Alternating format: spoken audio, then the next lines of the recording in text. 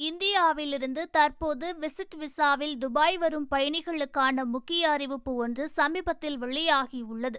Visit விசாவில் பயணிக்கும் பயணிகள் விமான நிலையத்திற்கு செல்வதற்கு முன்னதாக 3000 திர்ஹாம்ஸ் ரொக்கம் அல்லது அதற்கு நிகரான இந்திய மதிப்பில் பணம், செல்லுபடியாகும் ரிட்டர்ன் டிக்கெட் மற்றும் தங்குவதற்கான சான்றிதழ் ஆகியவற்றை எடுத்து செல்லுமாறு சுற்றுலா ஏஜென்சிகள் செய்தி ஊடகங்கள் மூலம் அறிவுறுத்தியுள்ளார்கள். இந்த தேவைகளை பூர்த்தி செய்ய தவறிய சில பயணிகள் இந்திய விமான நிலையங்களில் தடுத்து நிறுத்தப்பட்டதாகவும் அவர்கள் தங்கள் விமானங்களில் ஏறுவதற்கு தடை விதிக்கப்பட்டதாகவும் கூறப்படுகிறது. இதேபோல் விசிட் விசா வைத்திருந்த மற்ற பயணிகளும் துபாயில் உள்ள விமான நிலையங்களில் அதிகாரிகளால் தடுத்து நிறுத்தி வைக்கப்பட்டு கடும் அவதிக்குள்ளானதாக கூறப்படுகிறது. இது தொடர்பாக டிராவல் ஏஜென்ட் நிறுவனங்கள் கூறும்போது, துபாய்க்கு பயணம் செய்பவர்கள் குறைந்தபட்சம் 6 மாதங்கள் செல்லுபடியாகும் பாஸ்போர்ட்டுடன் செல்லுபடியாகும் விசாவை வைத்திருக்க வேண்டும். மேலும் விசிட் விசா பயணிகள் ரிட்டர்ன் டிக்கெட்டை எடுத்து செல்ல வேண்டும் என்பது இதற்கு முன்னரே மேற்கொள்ளப்பட்ட வழக்கமான சோதனைகளில் ஒன்றுதான் என்று கூறியுள்ளார்கள்.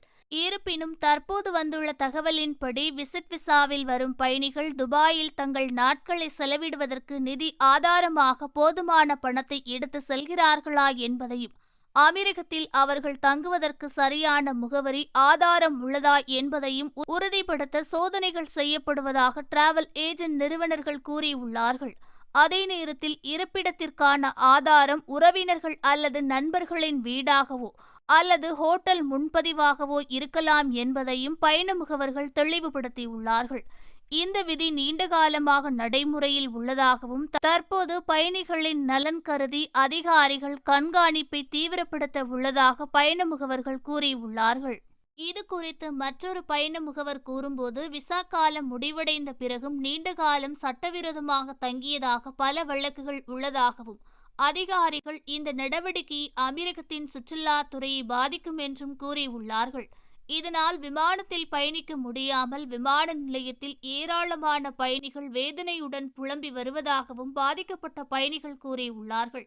இந்தியாவிலிருந்து துபாயை வந்தடைந்த அபின் என்னும் நபர் இது குறித்து கூறுகையில், தன்னிடம் 3000 திராம்ஸுக்கு சமமான தொகை இருப்பதற்கான ஆதாரத்தை காட்டும்படி அதிகாரிகள் கேட்டதாகவும், அவர் நிதி ஆதாரத்துடன் ரிட்டர்ன் டிக்கெட்டையும் அதிகாரிகளிடம் காட்டியதாகவும் கூறியுள்ளார்.